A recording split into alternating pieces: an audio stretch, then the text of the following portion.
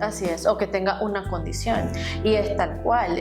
Los entornos educativos latinoamericanos tienen mucho desfase en lo que es el avance de la tecnología y la educación, que son dos herramientas que confluyen totalmente. Ahora, actualmente a veces suele suceder que la parte psicológica te dice, elimínale lo que es las pantallas y demás, pero no les enseñamos a que existe un puente saludable en cómo la tecnología los puede ayudar en su aprendizaje y en su desarrollo cognitivo. Es importante saber, Jocelyn, de que en efecto hay muchos niños que tienen hiperactividad y que no son, por ejemplo, déficit de atención. Sin embargo, el sistema educativo donde están aprendiendo quizás no les motive, no tenga esa motivación intrínseca para captar la atención de ellos en el aula de clase y poder entonces lograr que el aprendizaje sea significativo. Entonces hay una delgada línea entre no es que mi hijo tenga un diagnóstico, sino que quizás el colegio donde está no tiene las herramientas necesarias para entender el estilo de aprendizaje que tiene mi hijo o el individuo. Sí, esto es muy difícil porque también podemos confundirlo o ver, por ejemplo, algunas madres que nos escribieron es que nos dicen que el niño está muy inatento en clases, pero quizás no está siendo lo suficientemente visto. O hemos visto, no sé si conoces algún caso de que los niños puedan hacer espejismo. Por ejemplo, en su casa quizás saben que no son muy vistos. Por ejemplo, estos niños que son hermanos de un niño con problemas, ellos se sienten que tienen un tema de autoimagen o de autoestima y entonces en otros entornos tratan más de llamar la atención, en donde sí pueden controlar un poco más el ambiente. Claro. Esto tampoco tiene que ser un tema de etiqueta diagnóstica, sin embargo termina siendo una conducta desadaptativa. Exacto, que no implica un diagnóstico, sino una conducta más que todo que el personal docente o administrativo o como esté enfocado el colegio debe evaluar de que este niño quizás ingresó de una manera al centro por un entorno familiar en conflicto, porque eso también se da mucho, Jocelyn, cuando hay conflictos familiares, el niño cambia de conductas, en el colegio se muestra más inatento, menos enfocado, y no es que de una vez está diagnosticado, sino que tengo que indagar a la familia qué está sucediendo en el entorno familiar, o cambié de docente y el docente que está ahora no tiene las herramientas de enseñanza adecuadas que mi hijo necesita y también por eso está cambiando de conducta. Entonces todas estas cosas no es voy a dar un diagnóstico inmediato, sino es que necesito comprender el entorno, el ambiente, lo que está sucediendo para poder saber si mi niño en definitiva está camino a un diagnóstico o simplemente está siendo educado en un entorno que no le favorece.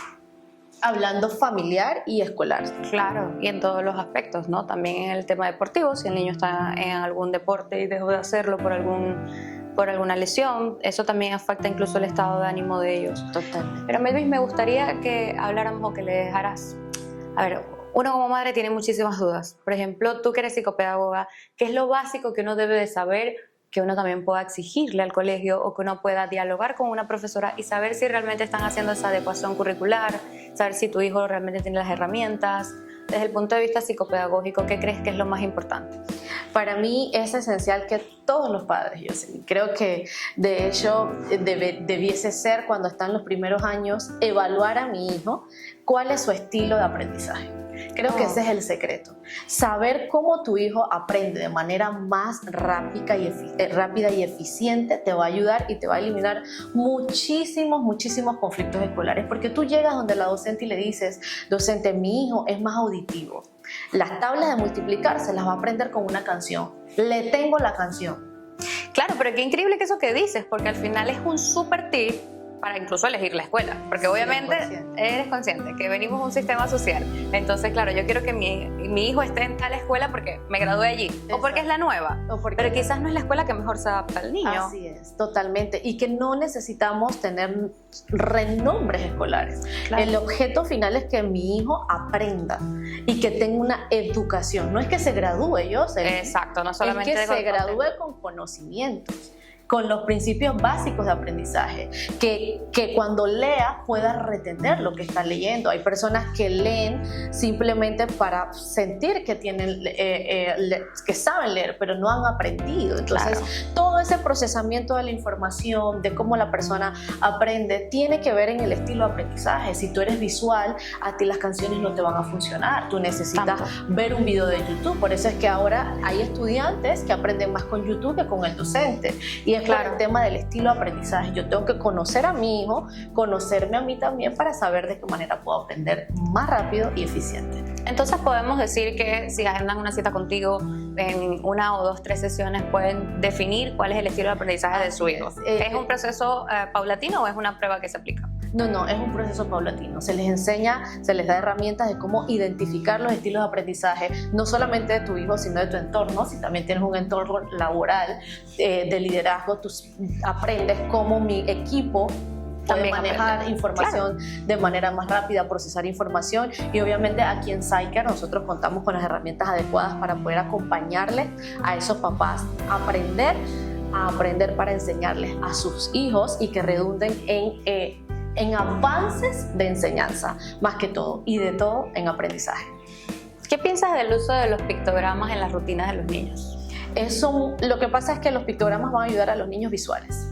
Claro.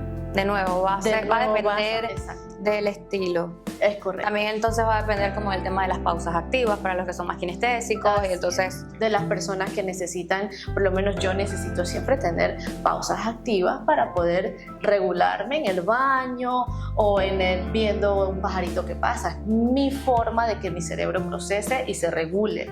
Yo tengo que aprender cómo mi hijo se regula también para que pueda obtener ese aprendizaje. Súper. Así que si este episodio te hizo replantearte el diagnóstico de tu hijo o si te dio un poquito más de señales, eres bienvenido a Psyker Center. Aquí te vamos a recibir, donde podrás hacer un diagnóstico del estilo de aprendizaje de tu hijo con Melvis. Gracias, Melvis. Gracias a ti. Los esperamos acá en Psyker para mejorar su aprendizaje.